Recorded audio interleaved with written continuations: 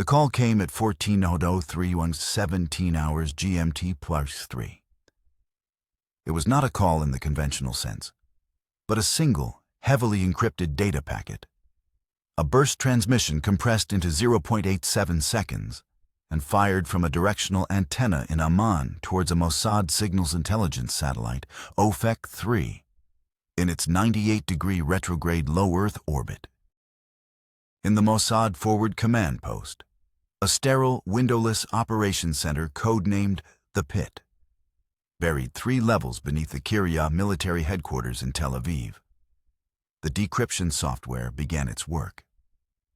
The system, known as Solomon's Key, was a hybrid quantum computing array that peeled back layers of AES-256 and a proprietary, constantly shifting one-time pad algorithm generated by the radioactive decay of a small piece of americium-241. The expected output was a 2-word alphanumeric code, Lighthouse Green, confirming mission success. Instead, the software spat out 3 words in plaintext Hebrew. 3 words that were not in the mission's lexicon, reserved only for catastrophic, unrecoverable failure. 3 words that signified the mission was compromised and the agents were likely lost. NHNV Shurvpim, we are burned. Danny Yatom, the director of Mossad, a man whose psyche had been forged in the unforgiving crucible of Sayeret Matkal's special forces and tempered by years as a major general in the IDF, felt the reinforced concrete floor drop out from under him. On the main tactical display, a real-time satellite map of Amman, Jordan, showed the last known positions of the Kedon team. 2 red icons, designated Aleph and Bet, representing the primary operators, were frozen on a residential street in the Tla al-Ali district. They were static. According to the mission clock, they should have been moving at high speed in their designated extraction vehicle, 10 kilometers away, en route to the primary extraction point near the King Hussein Bridge. The operational protocol was immutable. After mission execution, the silent application of the toxin, the team was to transmit Lighthouse Green. This would be followed by absolute radio silence until they had crossed the border back into Israeli-controlled territory. Instead, they had this: we are burned. It was not just a distress call. It was a death sentence, an admission that their covers, their mission, and likely their lives, were forfeit. Yatom's mind, trained for rapid threat assessment, raced through the operational security architecture, a mental checklist of every component he had personally signed off on. The Canadian passports were not mere forgeries. They were genuine documents issued through a deeply embedded asset within the Canadian Passport Office, codenamed Maple, backstopped by years of meticulously crafted digital and paper trails, credit histories with the Royal Bank of Canada, Ontario utility bills, even fabricated social media precursors on nascent platforms like ICQ. The agents' North American accents were flawless, honed over 18 months by a former Hollywood dialect coach in a dedicated safe house outside Haifa, designed to be indistinguishable from native Toronto residents. The weapon was a ghost, a triumph of the Mifrat's technology division.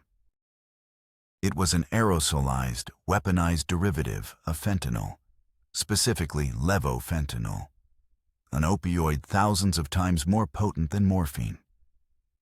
Engineered to be absorbed transdermally through the thin skin behind the ear.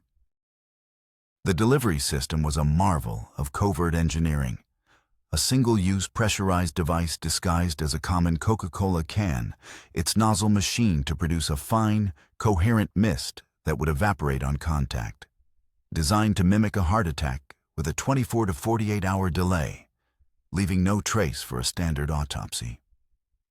The target, Khaled Mashal, the head of the Hamas political bureau, should be feeling the first subtle effects by now. a slight dizziness, a creeping tightness in his chest. Within hours, his respiratory system would begin to fail, and the world would suspect nothing more than a middle-aged man with a pre-existing cardiac condition. The plan was clean. It was deniable. It was, on paper, perfect. But the two red icons on the screen remained static. A digital tombstone. The three words echoed in the oppressive silence of the pit. An entire geopolitical strategy, the political survival of a prime minister, and the lives of two of Mossad's most elite operators were now balanced on a knife's edge over a city that was, by treaty, friendly territory. The 1994 Israel-Jordan peace treaty was not just a piece of paper. It was Israel's strategic eastern wall, a buffer against the chaos of Iraq and the hostility of Syria. And Danny Yatom had just sledgehammered a catastrophic crack right through the middle of it. He grabbed the secure STU-3 telephone that linked directly to the Prime Minister's office. He didn't yet know the specifics of the disaster. How a meticulously planned operation had disintegrated into chaos in a matter of seconds. But he knew one thing with absolute chilling certainty. The perfect, untraceable assassination had just become a very public, very ugly international incident. And the clock was ticking down to a geopolitical disaster far greater than a single failed mission. The architect of the crisis, Prime Minister Benjamin Netanyahu, had taken office in June 1996 on a wave of national anxiety following the assassination of Yitzhak Rabin, a former Sayeret Matkal commando himself. Netanyahu's worldview was forever shaped by the heroic death of his older brother, Lieutenant Colonel Yonatan Netanyahu, the only Israeli military casualty during the legendary 1976 hostage rescue at Entebbe. For Netanyahu, terrorism was not a political abstraction to be managed. It was a personal blood debt to be collected. He projected an image of uncompromising strength, a deliberate and stark contrast to the perceived concessions of his predecessors who had signed the Oslo Accords. His mandate from the electorate was simple and brutal: security above all else. But the situation on the ground was deteriorating rapidly. The peace process was stalling, and a devastating wave of suicide bombings was terrorizing Israeli cities, making a mockery of his security promises. On July 30th, 1997, two Hamas suicide bombers detonated their explosives-laden briefcases in the heart of the bustling Mahana Yehuda market in Jerusalem. 16 people were killed, 178 wounded. The public, gripped by fear and rage, was screaming for retaliation. Netanyahu needed a decisive victory. He needed to demonstrate to the Israeli people and to the world that there was an unbearable price for spilling Jewish blood. The pressure intensified 5 weeks later. On September 4th, a triple suicide bombing on the Ben Yehuda pedestrian mall in Jerusalem killed 5 more Israelis and wounded nearly 200. The political pressure on Netanyahu became unbearable. He summoned the head of Mossad, Danny Yatom, to his office on Balfour Street. Yatom was a military man through and through, a pragmatist who understood risk not as a political tool but as a quantifiable operational variable. He had spent his life in the elite echelons of the IDF, rising to the rank of Major General and serving as military secretary to 2 prime ministers before being appointed director of Mossad in 1996. Netanyahu's directive was blunt and unequivocal. He wanted a high-profile target. He wanted to decapitate Hamas. Not a low-level bomb maker in Gaza or a cell commander in the West Bank, but a leader, someone whose death would send an undeniable message of Israeli reach and resolve. Yatom's intelligence branch, known as Summit Junction, drew up a list of potential targets. It included military commanders like Mohammed Daif, the phantom-like leader of the Al-Qassam brigades, hidden deep in the warrens of Gaza, and Imad Mughniyeh of Hezbollah, sheltered by Iranian and Syrian state security in Damascus. These were targets that would require complex, high-risk military-style operations with a high probability of collateral damage and open conflict. But one name stood out for its perceived accessibility: Khaled Mashal. Mashal was not a frontline commander. He was the head of the Hamas political bureau, operating from a public office in Amman, Jordan. He was a fundraiser, a strategist, a public face for the organization. To Netanyahu, he was the perfect target. His death would cripple Hamas's international operations and funding network. And crucially, he was living in the open in a country supposedly at peace with Israel. The risk seemed manageable. Yatom was profoundly hesitant. An operation in Jordan was a diplomatic minefield of the highest order. The 1994 Israel-Jordan Peace Treaty was a cornerstone of Israeli regional security. It was a cold peace, but a vital one. The treaty, signed by Prime Minister Yitzhak Rabin and Jordan's King Hussein, had ended a 46-year state of war. It had established critical intelligence sharing on mutual threats like nascent al-Qaeda cells, complex water-sharing agreements governing the Jordan River, and, most importantly, a secure eastern border for Israel. King Hussein bin Talal was the linchpin of this stability. He had ruled Jordan for over 4 decades, navigating the treacherous currents of Middle Eastern politics with legendary diplomatic skill. He had survived dozens of assassination attempts and coups. He had maintained secret contacts with Israel for years before the official peace, believing dialogue was the only path to survival for his kingdom, sandwiched between Israel, Syria, Iraq, and Saudi Arabia. But Hussein was walking a razor's edge. A significant portion of his population was Palestinian, many of whom viewed the peace treaty as a betrayal of their cause. To appease this powerful demographic, he allowed Hamas to maintain a political office in Amman. It was a delicate, dangerous, and unspoken compromise.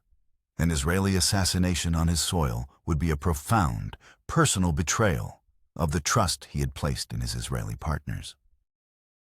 It would humiliate him in front of the entire Arab world and could potentially destabilize his entire kingdom. Yatom presented these risks to Netanyahu in a formal briefing, arguing that the diplomatic fallout could be catastrophic, potentially costing Israel its only peaceful border with an Arab state. The king will see this as a personal attack. Yatom argued forcefully in the Prime Minister's secure briefing room. He will see it as us spitting on the grave of Rabin, who he respected. We share signals intelligence on Syrian troop movements. Their GID gives us warnings about jihadi transit through their country. This operation jeopardizes decades of quiet cooperation for one symbolic kill. The blowback will not be contained. But Netanyahu was resolute. The bombings in Jerusalem demanded a response. He believed the operation could be done cleanly, without a trace. Deniability was paramount. "Danny," Netanyahu countered, his voice low and intense. The people in the Mahane Yehuda market didn't have the luxury of weighing diplomatic risk. Mashal signs the checks that buy the explosives. He is a combatant who hides behind a desk. We will be ghosts. We will be in and out before Hussein even knows we were there. The mission was approved. Codename: Operation Inconceivable. The target, Khaled Mashal, had risen through the ranks of Hamas from his student activist days at Kuwait University.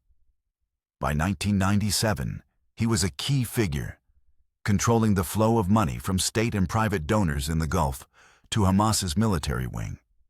the Izz ad-Din al-Qassam brigades. Israeli intelligence had drawn a direct line from Mash'al's fundraising to the specific bombs being detonated in its cities. He was seen as the brains behind the brawn, a man who signed checks that were cashed in Jewish blood. Eliminating him was not just retribution. It was, in the eyes of Israeli security, a preventative decapitation strike. The genesis of the mission was thus a perfect storm of immense political pressure, a primal desire for retribution, and the perceived opportunity of a soft target. The final piece of the puzzle was the weapon, developed by the brilliant and secretive technical minds at Mossad's Mifratz Bay division. It wasn't a gun or a bomb. It was a chemical agent, the levofentanyl compound, chosen for its extreme potency and its ability to mimic natural causes. The delivery system was a marvel of covert engineering. A device built into a soda can that could spray a microscopic, fast-absorbing, and completely invisible mist onto the target's skin. The poison would enter the bloodstream through the pores, travel to the brain, and bind to the M-opioid receptors, causing catastrophic respiratory depression. It was quiet and traceable, and looked exactly like a natural cardiac arrest. And for this ghost poison, there was a ghost antidote. A powerful opioid antagonist, a specially formulated, high-concentration version of naloxone, was developed simultaneously. It was a standard safety protocol, a fail-safe for agents who might be accidentally exposed during handling or deployment. The antidote was never intended to be part of the operational kit. Its very existence, if discovered, would be an undeniable chemical signature pointing directly back to the advanced laboratories of the Israeli state. It was to be kept under lock and key in a secure lab in Tel Aviv. The assumption, which would prove to be fatally arrogant, was that it would never be needed. The core of the operation fell to Caesarea, Mossad's elite special operations unit, and within it, the even more secretive sub-unit known as Kidon, Hebrew for bayonet. Kidon is the tip of the spear, the unit tasked with targeted assassinations abroad. Its members are ghosts, recruited from other elite special forces units like Sayeret Matkal and Shayatet 13, fluent in multiple languages, and trained to operate for extended periods under deep cover in hostile territory. For the Mashal operation, a team of 6 was selected.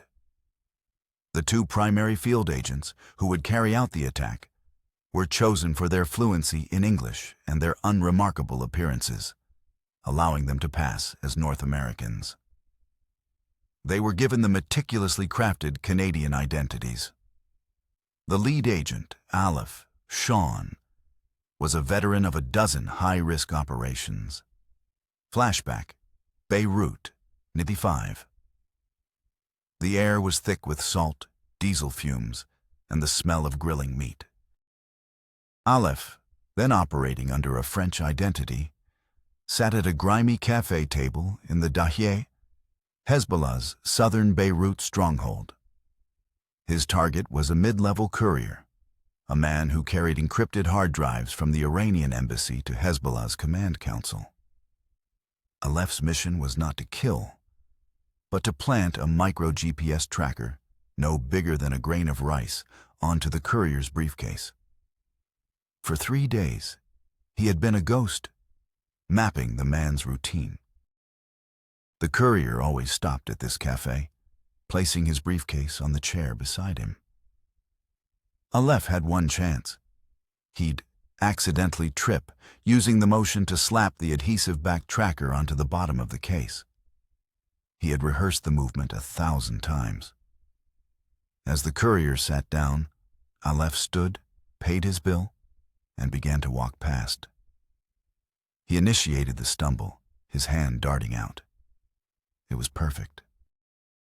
But as his fingers brushed the case, a waiter carrying a tray of hot tea swerved to avoid him. Aleph had to adjust mid-fall. His hand slapped the tracker on, but it was a clumsy, audible thud. The courier's head snapped around, his eyes, cold and suspicious, locked with Aleph's. Time froze. Aleph didn't apologize. He didn't run. He unleashed a torrent of angry French, cursing the waiter, himself, the wobbly table. He made himself the center of a loud, obnoxious, embarrassing scene. The courier watched him for a full 10 seconds, his hand hovering near his jacket. Then he dismissed Aleph as just another arrogant foreigner, turning away in disgust. Aleph had held his nerve, using controlled chaos to mask a critical error. The tracker worked. The intelligence it provided led to the disruption of a major bombing plot. The mission was a success, but Aleph never forgot the feeling of cold steel in the courier's eyes. It was a lesson in how a perfect plan can be shattered by a single, random variable. The second agent, Barry, was newer to Kaidan, but was a brilliant improviser. They flew into Amman separately, on commercial flights from different European capitals, days before the rest of the team. They traveled as tourists. They checked into the Intercontinental Hotel, rented a white Hyundai, and began the final, painstaking phase of on-the-ground surveillance.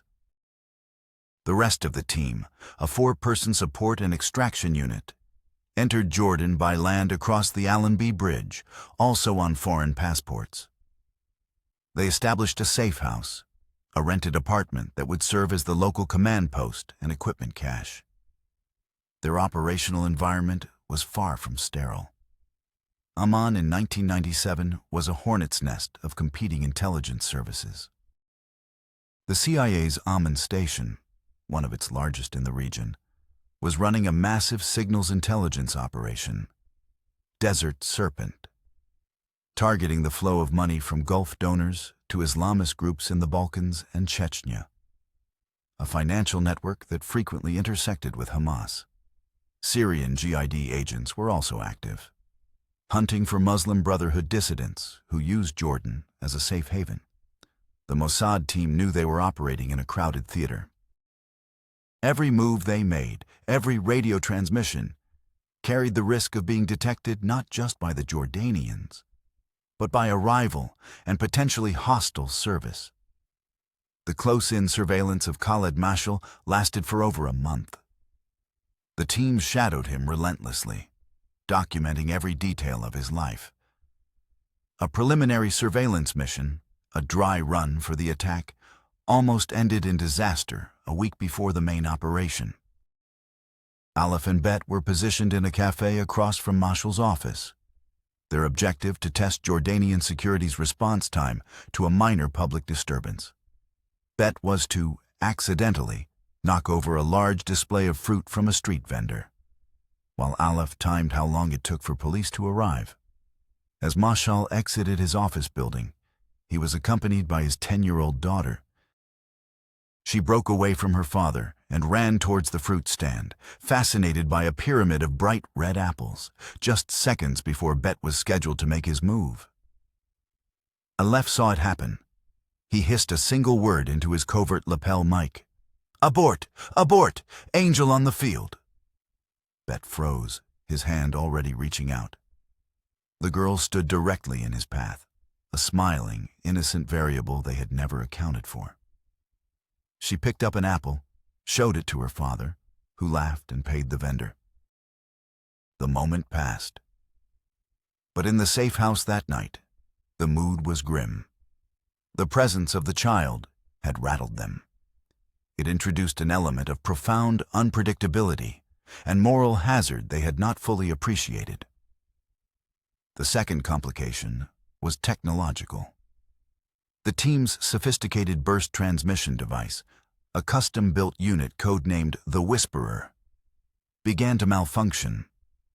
A power surge during a test transmission fried a key gallium nitride amplifier circuit. Their signal was too weak to reliably reach the OFEC-3 satellite. The team's communications specialist, a quiet genius from Mifrats named Gad, made a frantic call back to Tel Aviv over a secondary, less secure satellite phone, using a pre-arranged emergency code. For 6 agonizing hours, engineers in Tel Aviv talked him through a field repair that involved bypassing the main power regulator with a piece of stripped copper wire from a lamp cord. It was a dangerous, makeshift fix. "Gad, listen to me." The voice of the chief engineer crackled from 200 kilometers away. "You are creating a direct shunt to the main capacitor. If there's any fluctuation in the power draw, it will blow. The whole unit is a brick. Worse, it could broadcast a massive, untraceable energy spike that will light you up for every SIGINT station in the Middle East, from the Russians in Tartus to the Americans on Cyprus." Gad, using a pair of tweezers and a miniature soldering iron powered by a car battery, performed the delicate surgery with sweat beading on his forehead. He wrapped the connection in electrical tape. He powered the device on. A single green light blinked. The signal was strong. The crisis was averted, but it was another deep crack in the facade of their perfect, high-tech operation. A third, and potentially fatal, complication arose from Tel Aviv itself. A right-wing member of Netanyahu's own Likud party, seeking to bolster his credentials as a hardliner, gave an interview to an Israeli newspaper. In it, he hinted that the government's patience with terror was at an end, and that the leaders of murder who feel safe in their 5-star hotels will soon find that Israel's arm is very long indeed. The quote was vague, but to the professional listeners in Amman's GID, it was a flashing red light. It wasn't specific intelligence, but it raised the atmospheric pressure, putting Jordanian security on a heightened, if unfocused, state of alert. In the pit, Yotam slammed his hand on the table.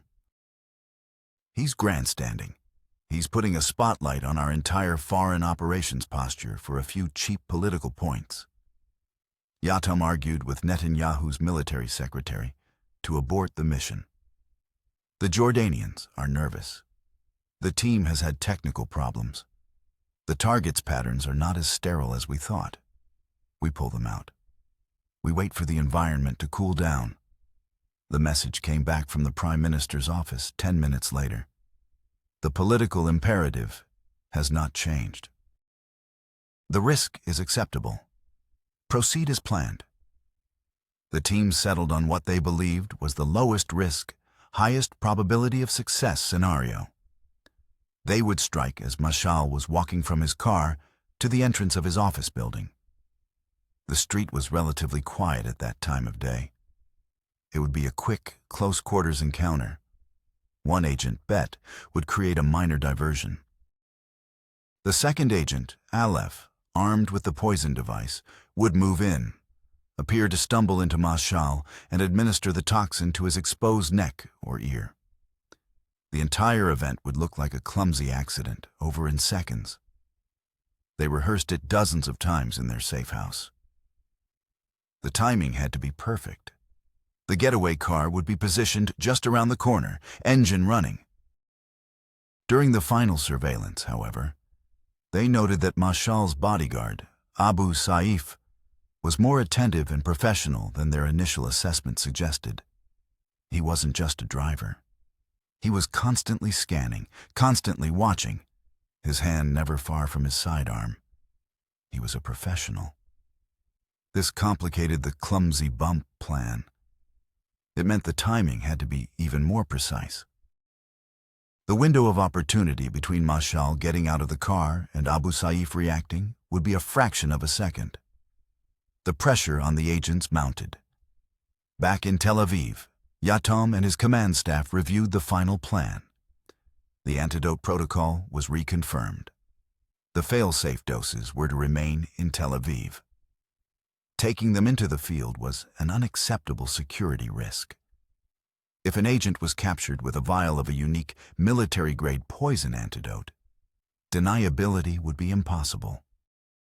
The mission was a go. On September 25, 1997, the team was in position. The sky over Amman was a clear, brilliant blue. Aleph, Sean, and Bet, Barry, were on the street, waiting. The support team was in the getaway car. The local command post was monitoring comms. In Tel Aviv, Yatom and Netanyahu waited for the two words that would signal success. Lighthouse Green. At approximately 10 a.m., Mashal's car turned onto the street. The signal was given over the tactical radio. A single coded phrase. The Eagle is landing. Aleph, holding the modified soda can, felt a surge of cold, focused adrenaline. Bet was a few yards away, ready to create the diversion. Mashal's car pulled up to the curb in front of his office building. The plan was in motion, but reality immediately diverged from the script. Unaccounted for by intelligence, Mashal's young daughter was in the car. It was the same girl from the fruit stand. She was being dropped off at a music lesson nearby, and an unscheduled stop had been made. As Mashal exited the vehicle, he leaned back in to say goodbye to her. The delay was only for 5 or 6 seconds, but in the compressed, hypercritical timeline of the operation, it was an eternity. It threw off the agents' rhythm, a jarring note in their carefully composed symphony of action. As Mashal straightened up and turned towards his office, his bodyguard Abu Saif was already out of the driver's side and moving to flank him.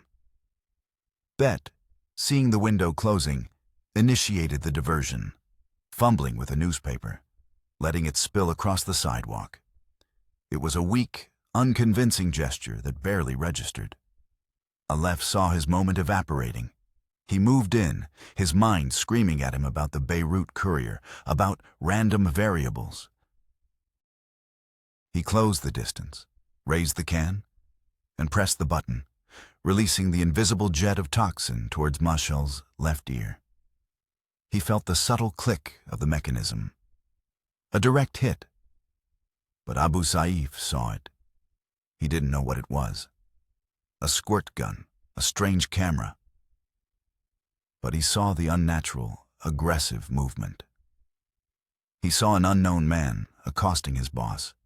His training kicked in. He shouted and lunged, not at Aleph, but shoving Mashal towards the safety of the office door. Then he turned on Aleph. Aleph and Bet were trained for this. The protocol was to disengage and escape immediately, never to engage in a fight. They turned and ran. But Abu Saif was faster and more tenacious than they had anticipated. He was screaming, "Assassins! Help!" in Arabic, attracting the attention of pedestrians and shopkeepers. The quiet residential street erupted into chaos.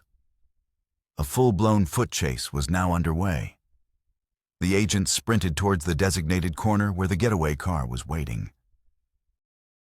But Abu Saif was on them. He managed to grab Bet, tackling him to the ground. A desperate struggle ensued. Passers-by, drawn by the commotion and the shouts of "Assassins," jumped in to help subdue Bet. Aleph made it to the getaway car. He leapt inside, and the car sped away, tires squealing on the pavement. But it was too late. Dozens of people had witnessed the event. They had seen the car, a white Hyundai. They had seen its license plate. They had seen Aleph's face. The first agent, Bet, was now in the custody of an angry mob, quickly handed over to the Jordanian police who were arriving on the scene. In the getaway car, the atmosphere was one of pure, controlled panic. They had one agent down. The second attacker, Aleph, was with them, but he was compromised, his face seen by multiple witnesses. The entire neighborhood was now a crime scene. The support team leader made a frantic, desperate call on their now fragile burst transmitter. He couldn't explain the nuance, the chaos. the capture. He sent the only code that fit the situation. "We are burned." Then he had to make an immediate command decision. The primary escape plan was shattered. They had to scatter. They drove for 10 minutes before abandoning the Hyundai in a crowded market district. Inside, in their haste, they made a third, fatal error.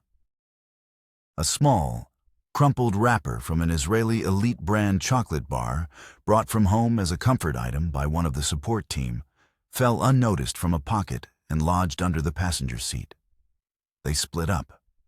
Aleph, the second attacker, tried to make his way back to the hotel, hoping to blend in with the tourists and await new instructions. But the Jordanian Security Services, the formidable General Intelligence Directorate, GID, now fully alerted, were closing the net with astonishing speed. They had a description of the attackers and the license plate of the car. Within an hour, they found the abandoned Hyundai. A forensics team swept the vehicle. Under the seat, they found the chocolate wrapper. It was a small thing, but in the world of intelligence, it was a blazing flare. It bypassed the Canadian cover story and pointed a finger directly at Israel. The GID immediately cross-referenced the rental car agreement with all hotel registrations. The name Sean from the rental matched a guest at the Intercontinental. Within 2 hours of the attack, GID officers stormed Aleph's hotel room. He was captured without a fight.